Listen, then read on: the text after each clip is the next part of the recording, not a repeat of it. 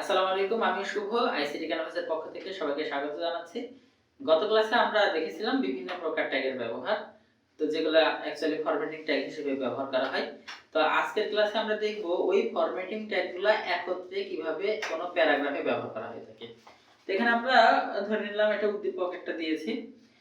এখানে এই প্যারাতে আমাদের প্রায় সবগুলো ফরম্যাটিং ট্যাগেরই ব্যবহার দেওয়া আছে। তো এইগুলো একত্রে আমরা কিভাবে HTML কোড লিখতে পারি, তো আজকের ক্লাসে আমরা সেটা দেখব।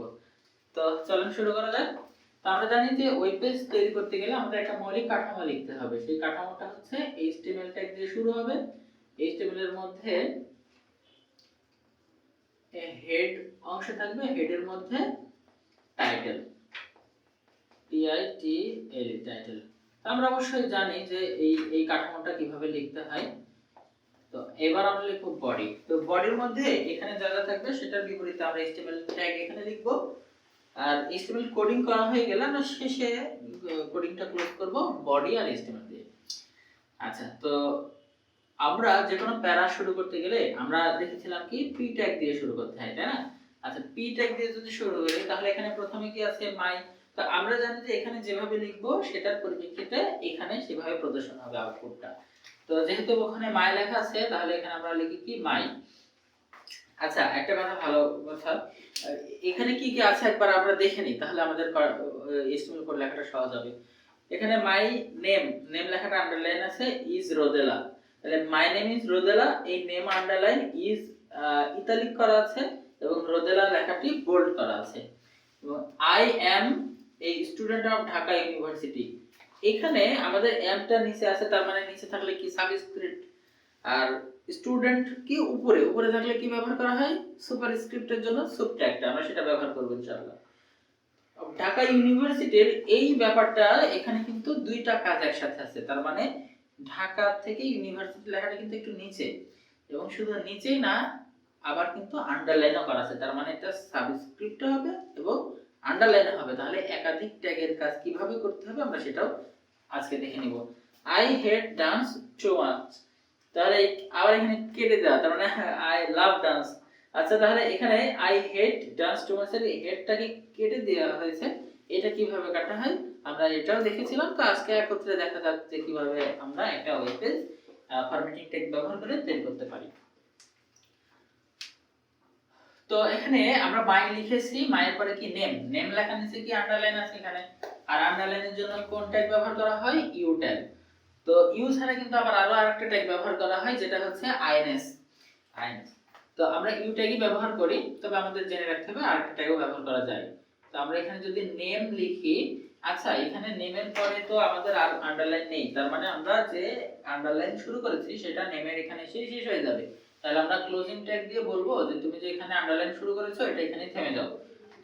এবার কি ইজ, আচ্ছা আমরা যদি এখানে ক্লোজিং ট্যাগটা না দিই তাহলে কি হবে, আমরা এই যে এখানে শুরু করেছি না আন্ডারলাইন, ক্লোজিং ট্যাগ না দেওয়ার ফলে আন্ডারলাইন ট্যাগটা ক্লোজ হবে না, তার মানে পরবর্তীতে যা লিখবো সবাই আন্ডারলাইন হয়ে যাবে।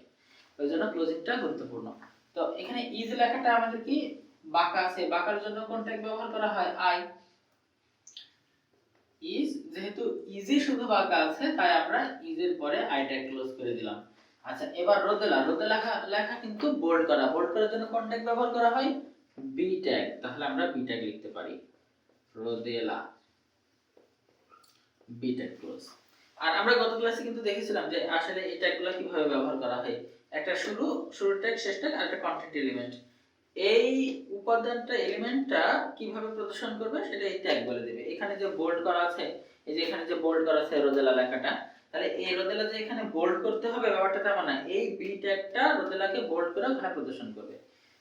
তো এর পরবর্তীতে যেটা আছে ফুল স্টপ দিয়ে দিই, আমাদের I M, I M, M লেখাটা কি স্বাভাবিকের তুলনায় নিচে, তাহলে নিচের জন্য কোন ট্যাগ ব্যবহার করা হবে, superscript, SUP, superscript M, SUP. ওহো সরি, এমটা তো নিচে, নিচে থাকলে কি হবে, সাবস্ক্রিপ্ট হবে।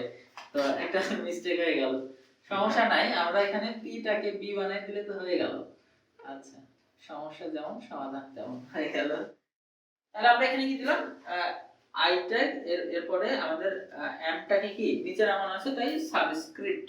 ওকে, এরপরে কি এ স্টুডেন্ট, তাহলে এ লিখি, এ স্টুডেন্টটা কিন্তু আবার উপরে ওঠানোর জন্য কোন ট্যাগ ব্যবহার করা হয়, এসইউপি সুপ। তাহলে এখানে হবে কি, কোন লেখা উপরে উঠে, সুপ মানে কি সুপারস্ক্রিপ্ট, এটা শুরুর ট্যাগ, তার মানে এ উপরে তোলা শুরু করবে, কিন্তু কাকে উঠাবে, স্টুডেন্ট লেখাকে উঠাবে, S U D E N T student, SUP superscript close. এরপরে কিন্তু আমাদের অফ ঢাকা, এটা কিন্তু নরমালি আছে, তাহলে আমরা কিন্তু অফ ঢাকা লিখতে পারি। তো আমি এদিকে যাচ্ছে না, এই পাশেই লিখি। এই যে এখানে দেখেন ইউনিভার্সিটি লেখাটা কিন্তু সাবস্ক্রিপ্ট আছে, আবার আন্ডারলাইনও আছে। তাহলে এখন আমাদের দুইটা ট্যাগই ব্যবহার করতে হবে, কিন্তু কোন ট্যাগটা আগে ব্যবহার করব এটা কিন্তু তেমন বাধ্যবাধকতা নেই যে আমাকে স্পেসিফিক এই ট্যাগটা আগে লিখতে হবে। তাহলে আমরা স্বাভাবিকভাবে যে কোনো একটা ট্যাগ আগে দিতে পারি। তো সাবস্ক্রিপ্ট আছে, আবার আন্ডারলাইন আছে, তো আমরা আন্ডারলাইনটাই দিই আগে, অথবা সাবস্ক্রিপ্ট দিই, এস ইউবি সাবস্ক্রিপ্ট, এবং সাবস্ক্রিপ্ট শুরু হওয়ার সাথে সাথে আন্ডারলাইনও শুরু হবে, ইউ। কি লেখা থাকবে, ইউনিভার্সিটি। কিন্তু ক্লোজ করার সময় কি, এই যেটা পরে শেষ করেছি সেটাকে আগে ক্লোজ করব, ইউটা ক্লোজ হবে এবং সুপার সাবস্ক্রিপ্ট ক্লোজ হবে। তো তাহলে এখানে একটা ব্যাপার দেখাচ্ছে যে এটা কিন্তু একটা অনেকটা কন্টেইনারের মতো হচ্ছে, যে এই টোটাল হচ্ছে ইউনিভার্সিটি আন্ডারলাইনের আওতায়, আর আন্ডারলাইন সহ এটা হচ্ছে সাবস্ক্রিপ্টের আওতায়। ঠিক আছে, তো আমরা যে এটা উল্টাপাল্টা করে দিলে হবে না, যে সাবস্ক্রিপ্ট যদি আগে দেওয়া, সাব ইউ আন্ডারলাইনের ট্যাগ যদি পরে দেওয়া হয় যে হবে না, ব্যাপারটা তেমনটা না, তবে এটা সুশৃঙ্খল ভাবে লেখাটাই উত্তম। এখানে আই নরমালি আছে, তাহলে আমরা কি আই লিখতে পারি, আই এর পরে হেড, এখানে I head dance too much, আর এই হেডটা কি কেটে দেওয়া, আর কেটে দেওয়ার জন্য যেটা একটা ব্যবহার করা হয় সেটা হচ্ছে কি ডেল, আর কোন লেখা কাটা হবে, হেড, ডেল ক্লোজ। তাহলে ডেল এর কাজ হচ্ছে এই হেড লেখাটাকে কেটে দেওয়া। তাহলে এখানে যে বাকি লেখাটুকু আছে ডান্স টু মাচ, এটা তো কোনো ফরম্যাট করা নেই, জাস্ট নরমালি লেখা, তাহলে আমরা এখানে নরমালি লিখে দিতে পারি ডান্স টু মাচ। আচ্ছা, এখানে ব্যাপারটা কি দাঁড়ালো, আমরা পুরো প্যারাগ্রাফটাই তো হয়ে গেল, তাহলে এখানে যে প্যারাগ্রাফ শুরু করেছিলাম এখানে প্যারাগ্রাফটা শেষ করে দিব। আর এই টোটালি কার মধ্যে আছে, বডির মধ্যে, তাহলে আমরা এখানে বডি ক্লোজ করি, আর বডি সহ টোটাল কার আওতায় থাকে, এইচটিএমএল ট্যাগ, তাহলে আমরা এখানে এইচটিএমএল ট্যাগ ক্লোজ করি, এইচটিএমএল। এই হলো আমাদের ফরম্যাটিং ট্যাগের ব্যবহার।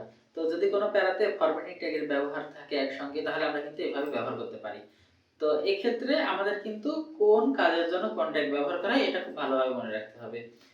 তো আজকে আমরা যে ফরম্যাটিং ট্যাগের কাজগুলো দেখলাম, আগামী ক্লাসে আমরা যেটা দেখব সেটা হচ্ছে পি ট্যাগ এবং প্রি ট্যাগ, এটা দেখানো হয়নি ফরম্যাটিং ট্যাগের মধ্যে, এবং কিভাবে লাইন ব্রেক করতে হয়, আর স্পেশাল ক্যারেক্টার সহ নন ব্রেকিং স্পেস, কিভাবে স্পেস ব্যবহার করতে হয় যেটাকে হোয়াইট স্পেস বলা হয়, এবং কিছু এমটি ট্যাগ আছে, সেই ট্যাগগুলো আমরা দেখব।